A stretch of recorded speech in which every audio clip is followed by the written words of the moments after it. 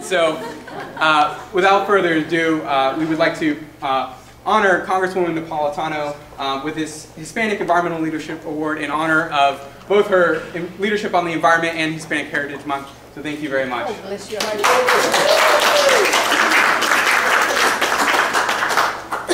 Excuse me, I just flew in. I just went to my office and changed to come here, so excuse me if I'm a little bit kind of not all here. Thank you for the honor. It'll go in my office with great pride. Most of you probably do not follow a lot of the things that happen here in Washington. My suggestion is please do, because there's an onslaught on EPA for, that protects our environment. There's an onslaught on lands that have been set aside by the government for recreation, for the future of our generation, future generations. There's a lot of onslaught, and you have to be vocal. You have to be able to tell us what you see in the areas that you're at, because we can't be there. We can't all know everything.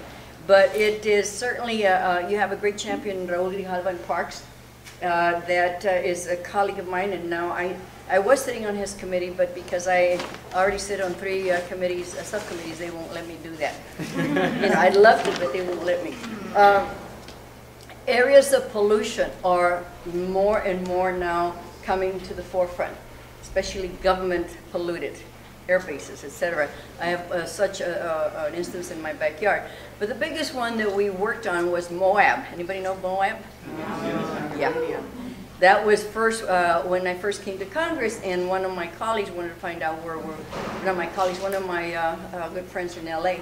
And that we got the ball rolling. We were able to get it on the radar scope. And finally, the governors woke up to the fact that it was going to affect the 3 major historical sites, the 20-some-odd million people, drinking water, the ecosystem, the tourism, you name it. It finally dawned on them that they had to do something. So they finally put it on the radar scope, pushed for it, and then it's about 1/3 of the way cleaned up, because the funds, no pork, they call that pork to clean it up, is not going to be there. They're just going to be able to continue. I believe it's only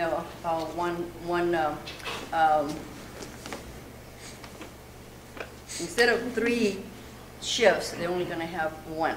So it's going to take a lot longer to be able to clean it up. But they're moving it to an area where supposedly they were going to recycle it, and then they decided we're going to dump it in an area where there is no aquifer. I hope they know what they're doing. But one of the things you've got to realize, out of that came something that is really critical. The manager for the energy project, which is under energy, decided to bring in the Japanese beetle to eat the tamarask. Guess what? Now we have an epidemic of the tamarask, of the beetle. And it's eating away. It's already crossed the river. It's in some areas. Well, those are things you have to tell us that are happening, because we may not know that. Why my interest?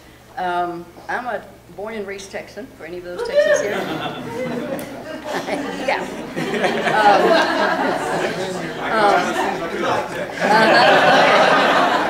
But I have 5 grown children, 11 grandsons, 3 granddaughters, a great-grandson, and 1 on the way.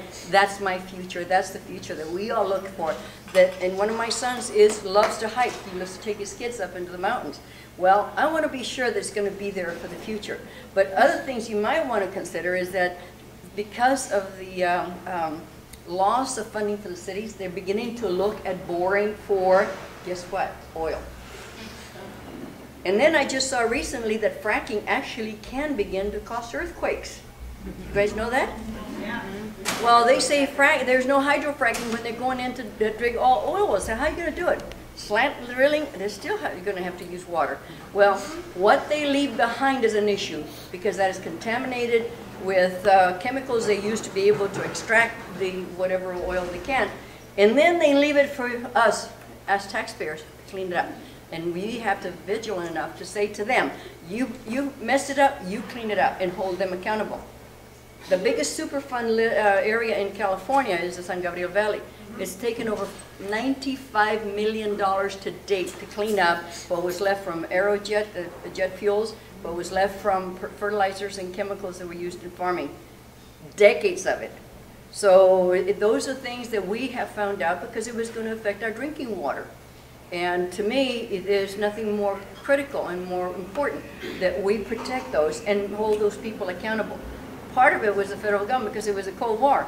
But the rest of the story is a lot of them have gone away. They've gone bankrupt. They've sold, whatever. But it's still a fight to be able to get the PRPs, the potential responsible parties, to own up to it. What do we get out of it? The satisfaction that we can continue to have open space, be able to enjoy the outdoors, be able to see, and don't get me started on the species, because everybody says, oh, we don't need to protect the salmon or the delta smelt, or, well, wait a minute, they're species. What are we called? The human species. When are we next? And so I use an argument to them that while you may not think this is important, in the long run, one species depends on another. Yeah, it does. So.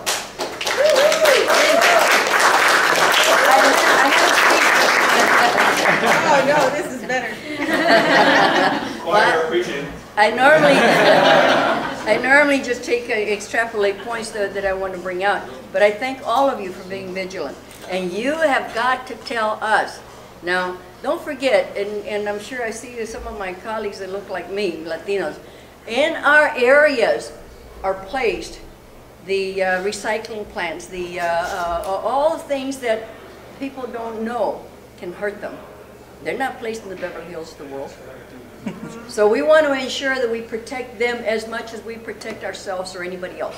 And those are things you have to. So please, I'm in your debt. Thank you very much. I really appreciate that.